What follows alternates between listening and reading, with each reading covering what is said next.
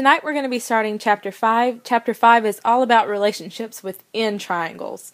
Last chapter we looked at triangles and the sum of all their angles and how to tell whether they're congruent. Well, now we're actually going to break these triangles apart a little bit and see if we can discover some things about them. So the first section is about the midsegments of triangles. And a midsegment of a triangle is just a segment connecting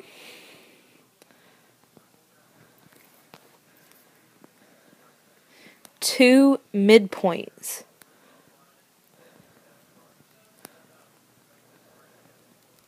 of two sides of a triangle.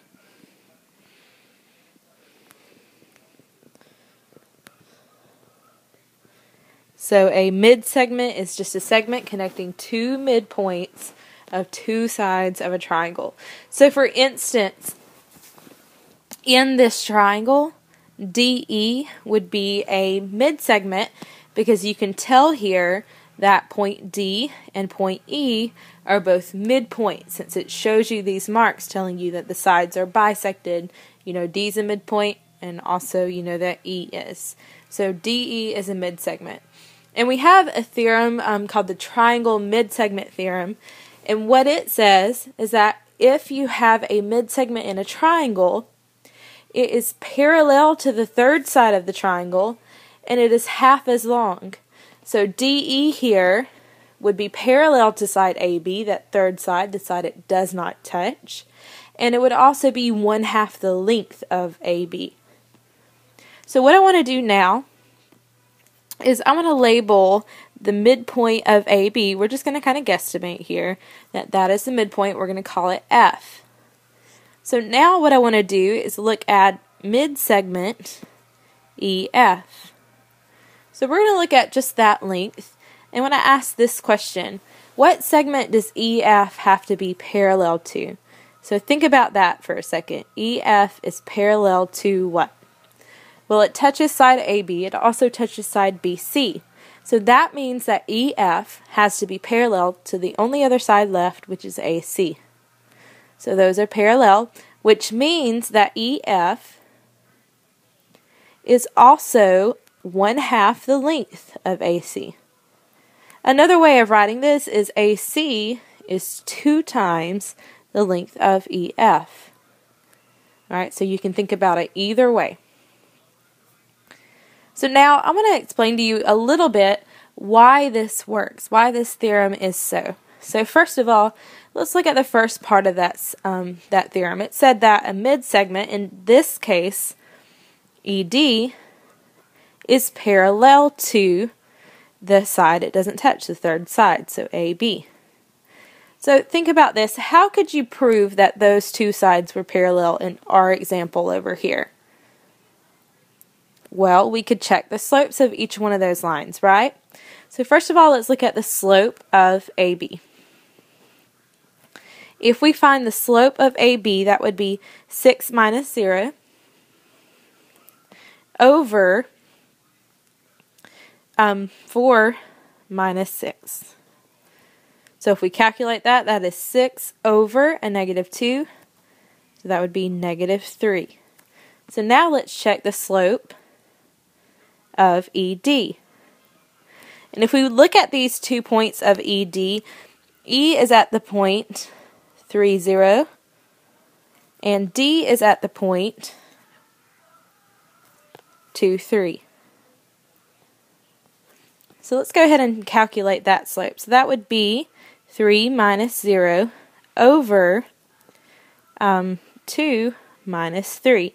So that would be 3 over -1, which is -3. So you can see that their slopes are the same, which proves that those have to be parallel. Now let's look at the second part of the midsegment theorem. The second part, let's go ahead and label this number 1.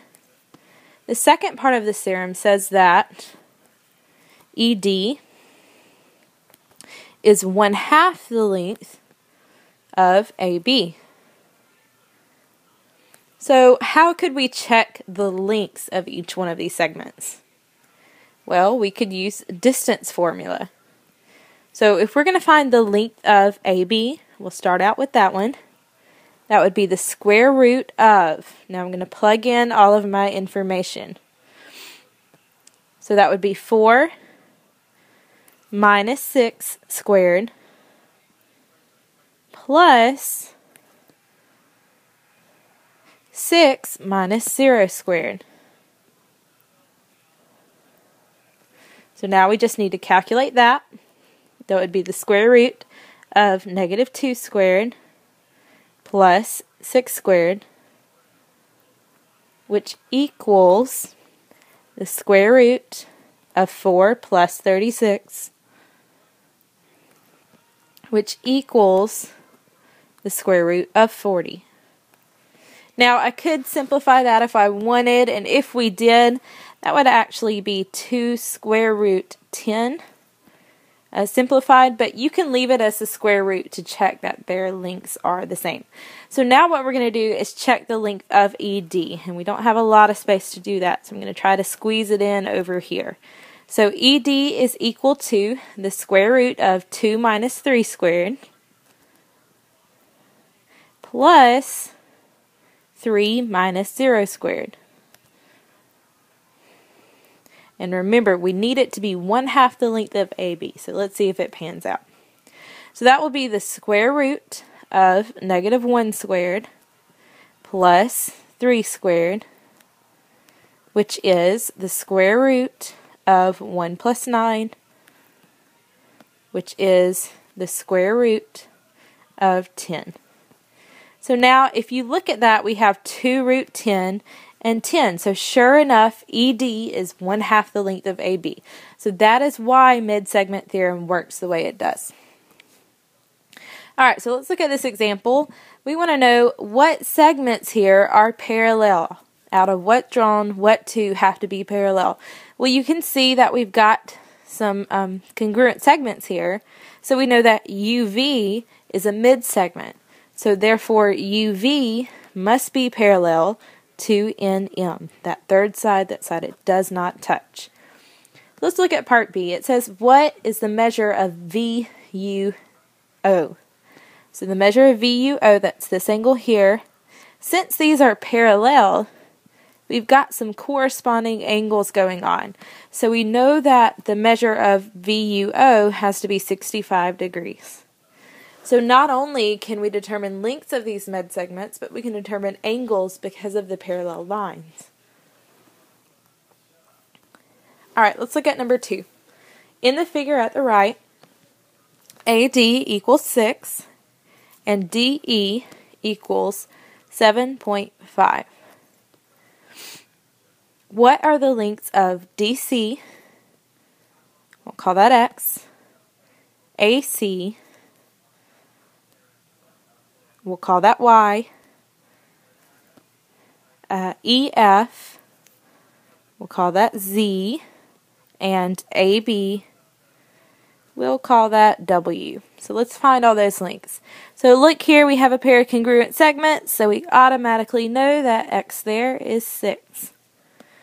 Alright, well looking at Y, if X is 6, 6 plus 6 is 12. So we haven't used anything with mid-segments yet. This is just basic things. So let's go to the next one. EF. So EF. If AC, this whole length is 12 up here, EF is a mid-segment. It is parallel to AC. So that means it's also 1/2 the length of AC. So we know here that EF is 1/2 AC, which we already found out is 12. So we know that EF has to be 6, just 1/2 of it.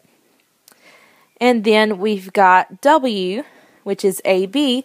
Again, we know that AB is parallel to ED. ED is AB's mid-segment. They kind of pair up. So if ED is 7.5, then we know that W is just 2 times 7.5. So it has to be 15. So you kind of see how that mid-segment's going to work. They're either going to be half of the length you're given, equal, or 2 times it. Okay, so let's look at this last little problem here. It's not too complicated, but we're going to have a little bit of application problems that look like this. So it says here that CD is a bridge being built over a lake, as shown in the figure at the right. What is the length of the bridge? So you can see here we've got a pair of congruent segments, and we've got some segments here who have equal length, so they're also congruent. So that means that CD, our bridge, is a mid-segment. So what we can do is find that third side of the triangle. If you look at it, it's right here. And we know that it's 2,640. So that means that CD must be half of that length, 2,640. So CD is going to be 1,320 feet. Don't forget your unit there. So that would be the length of our bridge. One more thing I want to point out real quick. I'm just going to draw a triangle over here, and I'm going to attempt to draw some mid-segments of said triangle. That looks pretty good. So I'm going to label some side lengths here. We're going to label this length 10. I'm going to label this length 12. And this one, we'll say it's 11. Why not? So that means that this mid-segment right here must be 5.5. This segment here must be 5 because it's opposite that 10. And we know that this segment here has to be 6 because it's opposite that 12. It's parallel with that one. So what I want to do right now is I want to look at the perimeter of the big triangle versus the perimeter of the small one. Now think about this for a minute. If the segments are all half the length of the bigger ones, think about how their perimeters would be related. So let's just check that. The perimeter of the big one would be 10 plus 11 plus 12. So that would be 33. And now let's check the perimeter of the small one. That would be 5 plus 5.5 plus 6. Which if you add that up, that would be 16.5, which sure enough is 1/2 of 33. So not only are all those side lengths half, the perimeters are also half. So what we're going to do tomorrow is we're going to come in, we're going to work on this mid-segment theorem, on proving it like I did earlier with all those coordinates, and then also on some application problems. See you then.